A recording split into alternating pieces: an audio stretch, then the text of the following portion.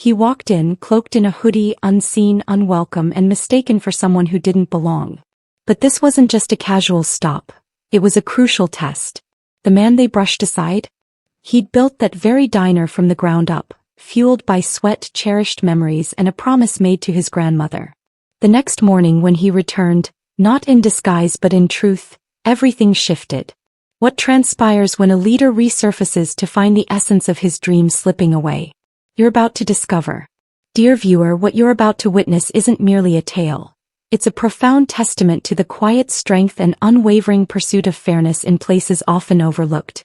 If you're new here, I'd love for you to share your viewing location in the comments below.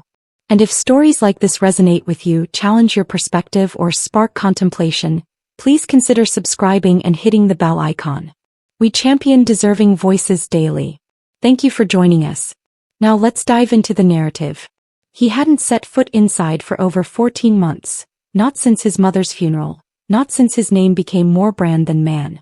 But this morning, long before the Atlanta skyline caught the sunrise, Andre Whitmore sat alone in his car, parked across from what was once his very heart and legacy, Whitmore's Table. It was more than just a diner. It was a haven, a second home for those who'd been left behind, a tribute to his late grandmother, Evelyn Whitmore. She'd raised him in a small shotgun house, her aprons stained with grease, her spirit warm enough to nourish an entire neighborhood. Evelyn never turned anyone away. If they're hungry, feed them, she'd always say, even when the pantry was bare. Andre had vowed to build something that carried her fire forward. But fire fades if it's untended. Something had definitely changed. The Yelp reviews hinted at it first. Complaints about indifferent service, an unwelcoming atmosphere, and staff who acted as if customers were invisible. He tried to dismiss them, thinking perhaps people were just harder to please these days. But then Reggie, the line cook he'd mentored straight out of prison, left a cryptic voicemail. "You might want to come see for yourself, boss." He couldn't ignore it any longer. So this morning, beneath a pre-dawn sky, Andre pulled on a hoodie, scuffed his sneakers, and tugged an old Braves cap low over his eyes. No briefcase, no business cards. No one would recognize the man who once shook the mayor's hand on this very sidewalk. That was the point. He needed to witness the truth, not the polished version for social media or investors, but the raw, unfiltered energy of the place when no one believed the owner was watching. At 7:52 a.m., just before the breakfast rush, he opened the car door and stepped into the crisp Georgia morning. The diner's neon sign hummed faintly, a flicker where the Inn Whitmore was failing. He hadn't fixed it. He hadn't even noticed until now. He entered through the front door. The bell didn't chime. No one looked up. 3 tables were occupied. 2 construction workers sharing grits and gravy, a young woman in scrubs nodding off over black coffee, and an elderly couple sitting silently, their hands barely touching. Andre walked to the counter. Behind it, a boy no older than 20 with bleached dreadlocks and slumped shoulders, leaned against the coffee machine. He didn't speak, just jerked his chin up, a silent, "What do you want?" Andre offered a small smile. "Just a breakfast sandwich. Eggs, sausage, wheat toast, coffee black." The kid sighed an audible sigh and lazily tapped the screen. "That it?" Andre nodded. "That's it. That'll be $6.50. Andre paid cash. Still no eye contact. He stepped aside to wait, but what came next would sink his stomach like a stone. 2 girls behind the pastry case were whispering, quiet enough to seem subtle, loud enough to be overheard. "You see this guy? Probably homeless," one muttered. "Definitely looks like he crawled out of a shelter." The other snorted. "Another one of those fake deep types Betty orders like avocado toast and lectures you about your energy. I'm so sick of them rolling in here acting entitled." The first girl leaned against the espresso machine, rolling her eyes. "Ever since they started that second chance hiring crap, this place has been going downhill. I miss when we had standards. Now anybody can work here or eat here." Andre didn't flinch. He just listened intently. "They say the guy who owns this place is like some big-shot entrepreneur," the second girl added. "But I've never seen him. Bet he's in a condo somewhere drinking oat milk lattes while we do all the damn work." Andre looked down at his shoes. They were the same ones he'd worn when he signed the lease on this building. The same ones he'd had on when he helped Reggie scrub grease traps during their first month in business. Back then, Every shift ended with a prayer and a playlist of Evelyn's favorite gospel records. Now the air felt sterile, detached, cold. His sandwich arrived on a cracked ceramic plate. No garnish, no warmth. The cashier dropped it on the counter as if it owed him money. Andre picked it up, nodded once and carried it to the back booth, Evelyn's booth. The seat creaked as he sat. The vinyl was torn. He took a bite. The eggs were overcooked. The sausage dry. He chewed slowly, observing the rhythm of the room. The flow of bodies, the absence of joy, the void where community used to thrive. His hands curled into fists beneath the table. He had poured his life into this place. Not just money or effort but intention. This was meant to be the heart of something better. A model of what business could be when rooted in grace, not greed. A sanctuary. But the heart was gone and no one even realized it. Andre stood up, leaving the sandwich half-eaten and walked to the register. The kid looked up briefly. Everything all right? Andre met his eyes for a split second. No. Not even close. He walked out not because he was finished but because he needed to decide what came next. And when he returned he wouldn't be wearing a hoodie. Andre didn't drive far, just around the block. Far enough to be out of sight, close enough to keep his ears on the street. His sandwich sat cold in the passenger seat, untouched, while the taste of something far worse lingered in his mouth. Disappointment. He rolled the windows down halfway and stared at the building. Whitmore's table. The name still warmed his chest even as the reality left him chilled. That name was a promise, a table for all. But what he'd seen and heard wasn't a table set for inclusion. It was a counter manned by bitterness, by kids who didn't know or didn't care about the roots beneath their feet. Andre sipped lukewarm coffee and waited. The back alley behind the restaurant was known mostly to cooks and delivery drivers. It was where he used to sneak smoke breaks with Reggie in the early days. Back when a 3-star review would keep him up all night and a full tip jar made him dance in the kitchen. That alley, narrow and dented with tire tracks, was where he learned to listen. So he went back. He parked behind the dumpster, pulled his hoodie tighter and walked quietly along the brick wall. The exhaust fan buzzed above the back door, and a small window propped open with a broken spatula let the clatter of the kitchen spill out into the morning air. It was Reggie's voice he heard first. "Y'all need to cool it," he said. His tone wasn't loud but firm, like a man trying to hold a boundary he knew was about to break. Laughter followed. A girl's voice, sounding like the barista from earlier. "Come on, Reg, don't act like you ain't been fed up too." "I've been tired," Reggie replied. "But tired doesn't mean careless." Andre moved closer, careful not to cast a shadow in the window's glow. Inside, Reggie stood near the grill, arms folded, his apron stained but crisp. Reggie had always been a fortress of discipline, a man who came from chaos and craved order, the kind who measured his salt as if it mattered to someone's soul. Andre had given him a shot years ago when no one else would. No resume, no credentials, just a halfway house referral and tired eyes. Now he was the backbone of the kitchen. "Kendall and Mariah been cutting corners for weeks," Reggie continued. "They rush plates, forget tickets, talk sideways to customers like they're doing them a favor just by being here. They're just kids," someone muttered. "And this place used to be just a diner," Reggie snapped. "But now it's a name. It means something." The silence that followed wasn't awkward. It was reflective. Andre leaned into the wall, the bricks cold against his back. This was the kind of conversation he hadn't heard in too long. Not reports, not metrics, just truth.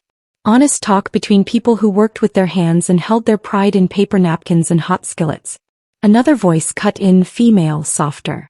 "I miss when Mr. Whitmore used to eat with us," she said. "He'd sit right at the counter. Ask about our families.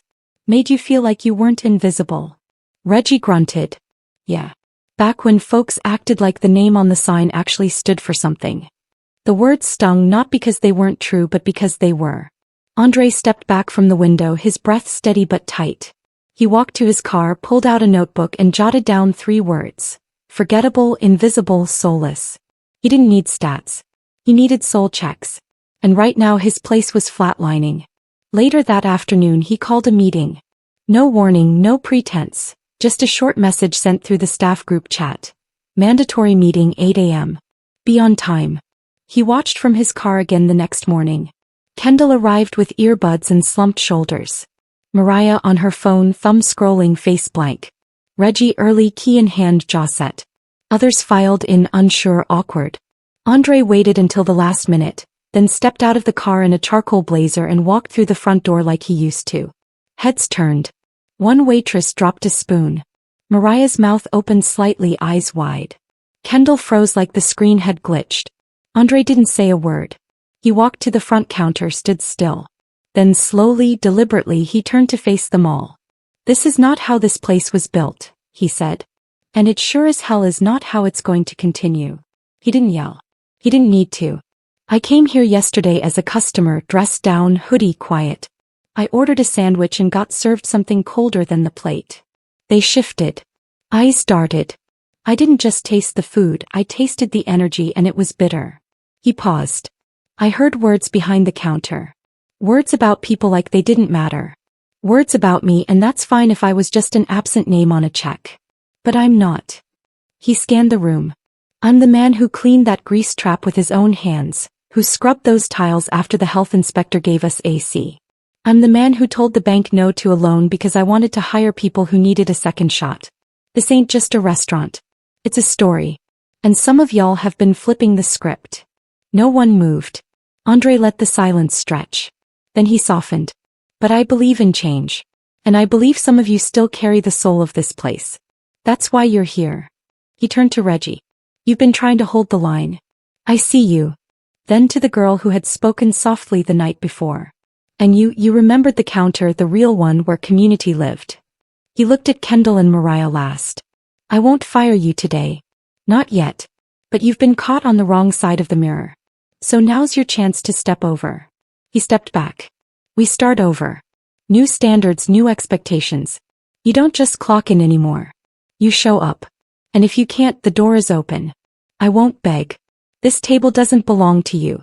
It belongs to every person who ever walked in here hungry for more than food." Andre walked toward the back, then paused. "See you at lunch." And with that he left the room. The voices behind the counter had spoken. Now it was time to see who would use them to build or bury something bigger. Under the worn wooden floorboards of Whitmore's table, there were stories no customer had ever heard. Scratches, spills, and heavy footsteps had left behind quiet echoes of people who had bled sweat and hope into the space. Andre Whitmore knew those stories well. They weren't in ledgers or spreadsheets. They were in the walls, in the way the sun hit the front window just right at 4 p.m., in the smell of collard greens simmering with smoked turkey bones, not bacon, Allie's way. Andre stood alone before the lunch rush, walking the line of the kitchen.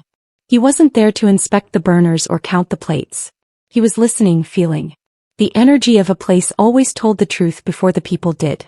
And today it was uneasy but alive. He had barely slept after the staff meeting, not because of anger, though he had felt that too, but because he knew that what had unraveled wasn't just a symptom of bad employees. It was a reflection of what he'd stopped nurturing. A culture doesn't rot overnight. It weakens with silence. And Andre had been silent for too long. As he stood over the prep table, he ran his hand over a faded chip in the counter. He remembered the night it cracked. Reggie had dropped a crate of lemons after pulling a double. Andre had laughed, handed him a towel and said, "This place will break before you do." Now he wasn't so sure. Reggie walked in around 10:50, nodding but saying nothing. The respect between them was unspoken now, a language that didn't need translation. Andre didn't need to ask whether Reggie had stayed late the night before. He could see it in the polished steel, the stacked pans, the way the spice shelf was alphabetized again. Reggie didn't talk about loyalty, he just lived it. "What are we running on special?" Andre finally asked. "Smoked turkey gumbo, Ellie's recipe. I figured we could use something that reminds folks who we are," Reggie replied without looking up. Andre smiled faintly. "Good call." At 11:15 the front bell chimed. Mariah arrived early. No phone, hair tied back, no gum. She walked up to Andre and stood still, fidgeting just a little. "I read the article about your grandma," she said quietly, "the one framed in the back. I never read it before." Andre didn't respond right away. "She fed people after church, sometimes even on her porch. That's what this place came from, right?" He nodded. "That's exactly where it came from." Mariah looked down. "I forgot how much food can mean." "Most people never knew," Andre said. "But now you do." As more staff trickled in, something subtle started to shift. It wasn't applause-worthy or cinematic. It was small, human. Tiana polished the silverware twice. Sherry straightened the napkin holders without being asked. Kendall still hadn't said much, but when Andre caught him sweeping behind the soda machine, somewhere no one looked unless they were searching for redemption, he nodded. By noon the first rush rolled in. An older man in a military jacket sat by the window and asked for extra ice. A young woman with a stroller bounced her baby while ordering to go. A couple in matching sweatshirts debated over cornbread or biscuits. It was nothing special, and that made it everything. Andre didn't hide in the office. He moved through the dining room, checking water levels, picking up stray receipts, thanking customers by name. When he passed Reggie, he heard him telling a new line cook, "If it's not seasoned with care, it's just calories." That was Ellie's phrase. That meant something. At one point, Andre ducked into the back pantry to grab more tea bags and noticed a sticky note on the wall. It wasn't his handwriting. "Leave it better than you found it." A beat passed, then a smile. He stepped out and saw Isaiah, the shy young man from the shelter program, sitting at the counter. This time no hoodie, just a collared shirt, sleeves rolled, a bus pass clipped to his belt. He was laughing softly with Mariah, who handed him a fresh lemonade free of charge. Andre lingered by the coffee station watching. When the tip jar filled without prompting, when customers lingered instead of rushing out, he knew something had rooted again. Something deeper than routine or rules. It was memory. It was meaning. At 2:15, when the lull arrived, Andre gathered the team briefly by the booths. "I'm not here to give another speech," he said. "But I want to say one thing." They looked up, tired but attentive. "This place doesn't run on food. It runs on people, on purpose, on soul. And you can't fake that." He looked at each of them one by one. "Today I saw glimpses of what it used to be. But more importantly, I saw what it could still become." There was a quiet agreement in the air, like soil being turned and seeds finally touching earth again. Later that night, long after the last dish was washed and the lights dimmed low, Andre sat alone at the counter.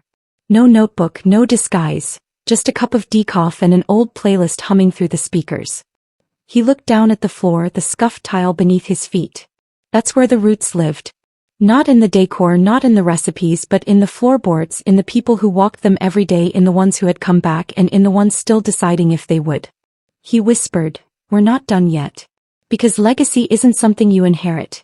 It's something you repair, brick by brick, voice by voice, choice by choice." Under the mellow afternoon light slanting through the front windows of Whitmore's table, something unspoken was shifting. The tables hadn't moved. The decor remained the same. And yet the air itself seemed to breathe differently. It wasn't just that people were doing their jobs. It was the way they were doing them. A few days ago it was all obligation and minimum effort. Now it was quiet intention. Andre Whitmore stood by the espresso machine, his eyes watching more than the foam building inside a mug. He was studying movement. Tiana guiding a confused tourist to a table with a soft hand on his shoulder. Reggie showing Isaiah how to slice brisket with precision and pride. Mariah wiping down the laminated menus twice without being asked. These weren't performative gestures. They were acts of belonging, of recovery. But it hadn't come easy. That morning, before the doors even opened, Andre had found an anonymous note taped under the staff corkboard. It was written in black ink, slanted cursive. "It's not perfect, but it feels worth saving again." There was no signature, no need. The note stayed in his wallet now, not because it proved the culture was fixed. It didn't, but because it reminded him how change shows up. Slow, reluctant, and deeply personal. Just before the lunch wave, Andre pulled Kendall aside. They hadn't spoken privately since the hallway confrontation. Kendall still avoided long conversations, but he showed up early every day. He swept, stocked the cups, and most importantly, hadn't said a careless word since. "Walk with me," Andre said, motioning toward the alley out back. Kendall followed. The air outside was cooler. The alley quiet except for the hum of a delivery truck idling 2 blocks down. "I'm not here to rehash what you said," Andre began. "You already know that part." Kendall nodded slowly. "I do. What I want to know is, why are you still here?" Kendall hesitated, then shrugged. "I don't know. Maybe because this place still gave me a shot even after I blew it." Andre let that sit between them. "I don't expect perfection," he said. "But I do expect intention. That means being aware of the energy you carry, especially in a place that's trying to heal." Kendall looked down. "I'm learning, Mr. Whitmore. I swear I am. I just wasn't taught how to be part of something bigger than myself. Andre gave a nod. Then let this place teach you. When they returned inside, the line was already curling near the front. A woman in a nurse's scrubs stood behind a construction worker with concrete on his boots. A man in a sharp suit glanced at his watch but stayed put. There was a rhythm to it all now. Messy, alive, human. Andre jumped in, clearing a table himself. When the boozer got backed up, he dropped menus, poured water, and even served a plate of peach cobbler to a couple celebrating their anniversary. First-timers who said the diner had come highly recommended by word of mouth, no less. That mattered more than any Yelp star. At 2:35 p.m. the unexpected happened. The front door swung open and a group of 5 men walked in together, quiet, composed. They wore matching button-down shirts, dark navy with silver embroidery. It took Andre a second, but then he recognized one of them. Lawrence Tate, former city councilman, a longtime community organizer. Beside him were 2 retired educators, a nonprofit director, and an older gentleman Andre recognized as Reverend Mays. They walked with quiet authority, not flashy but grounded, people who had led movements and meals in neighborhoods. Tiana greeted them first. Table for 5? Lawrence shook his head. Actually, we were hoping to speak to the owner. Andre stepped forward, brushing flour off his hands. That would be me, Andre Whitmore. Lawrence smiled. We know. They asked to sit in the back booth, the one Ellie had always used on Sundays after church. Once they were seated, Lawrence leaned in. We've been hearing things, he said. Good things, but more importantly, different things about how this place is changing. Andre said nothing, waiting. And we wanted to see it for ourselves, Reverend Mays added. Not because of the menu, but because of the message.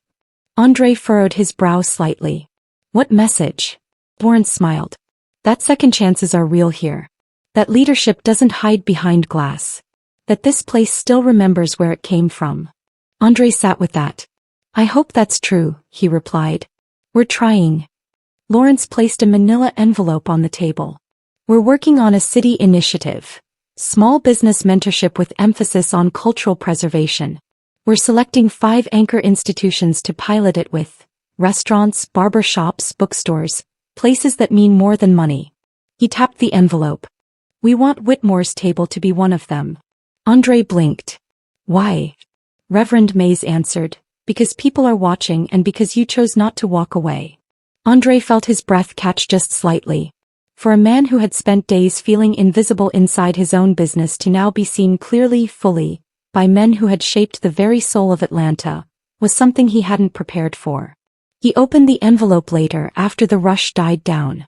Inside was a letter of intent, a partnership proposal, and handwritten notes from each man at the table about what Ellie's legacy meant to them. None of them had ever met her, but they felt her. That was legacy. As he read, Mariah approached with a question about the new inventory list. Reggie called out that the gumbo was running low. Isaiah asked if he could learn how to work the fryer next week. Andre looked up from the papers and smiled. The table had turned, but not because he demanded it. Because people leaned in, owned their part, planted something again. The next morning, the sky over Atlanta cracked open in soft gold. The kind of light that didn't demand attention but earned it anyway. Inside Whitmore's table, the kitchen was already humming, knives against boards, pots clinking gently, someone humming an old gospel tune under their breath. But it wasn't noise, it was rhythm, a quiet ceremony of purpose. Andre Whitmore sat alone in the front booth, the same seat he'd watched go cold the day he walked in Undercover. This time the cushion was still warm from the breakfast rush. His notebook lay open before him, the pages filled with messy handwriting. Plans, promises, and pauses. But today's entry wasn't business. It was memory. He stared out the window where the world moved on without ever really noticing places like his. That was the thing about diners. Nobody writes poems about them. But they hold whole lives between refills. And lately he'd been thinking about what places like this carried.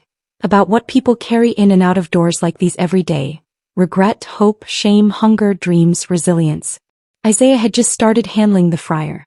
Tiana was mentoring a high school intern through a youth workforce program. Reggie, ever steady, had started leaving post-it notes with quiet affirmations above the prep table. One read, "Your hands remember more than your fear." Someone added below it in pencil, "So does your heart." But for Andre, the real shift hadn't been in policies or partnerships. It was in what he allowed himself to carry now and what he finally chose to put down. He used to carry this silent guilt that stepping back meant he had abandoned the soul of the place. That giving space meant losing touch. But now he understood something deeper. Leadership isn't about constant control. It's about presence. About choosing to be seen and to see, to correct with care and to walk beside, not ahead. Later that afternoon, Mariah returned. She wasn't in uniform, just jeans and a soft lavender sweatshirt, holding a small envelope. Andre met her outside under the awning where folks sometimes waited for their to-go orders. She didn't say much, just handed him the envelope and said, "It's a thank you and an apology." Inside was a note and a photo. The note was short. "You taught me more by not yelling than anyone ever did screaming. I see it now. Thank you for not giving up too soon." The photo was of her and Isaiah smiling awkwardly, standing in front of the shelter program's new mural. There was paint on their shoes. Andre smiled. He didn't need her to come back. He just needed her to understand what she'd been part of and what she'd left behind. As the sun dipped lower, casting long shadows across the diner floor, the staff gathered for a quick pre-dinner huddle. No clipboards, no lectures, just shared stories and a few laughs over burnt cornbread someone tried to reheat. Andre stood in the center, then looked around the room. "We're not done," he said, voice low but clear. "There's no arrival point in this work. Just choices, daily ones. What kind of energy we bring in, what kind of weight we lay down, and what we decide to carry forward. That's how we write this place's future." No one clapped. No one needed to. The silence was agreement. And as the bell over the door rang again, announcing the first dinner customer, Andre looked down at the floorboards beneath his feet, worn, stained, honest. The kind of wood that remembers every step. He exhaled. Some burdens break us, but some, when shared, build the kind of foundation you can stand on for generations. Andre Whitmore's journey began with a quiet suspicion and a broken connection to a place he once built with his bare hands and boundless heart. What he found, disguised under a hoodie and behind the anonymity of a stranger, was not just indifference but the slow unraveling of a dream meant to honor his grandmother's spirit and feed more than just bodies. His diner, once a sanctuary for second chances and soul food, had turned into a place of casual disrespect, where apathy outpaced purpose. Yet instead of anger, Andre chose awareness. Instead of condemnation, he chose confrontation with care. What unfolded from that decision was a reawakening, not only for his team but for himself. He rekindled a presence that had been missing, not just physically but emotionally. He offered honesty, accountability, and above all, choice. In doing so, he rediscovered the soul of Whitmore's table and gave others the room to find themselves in it too. Reggie's quiet loyalty, Mariah's eventual humility, Kendall's shaky but sincere turnaround, these weren't just supporting characters in a redemption arc. They were mirrors reflecting the ripple effect of leadership that listens, corrects, and forgives.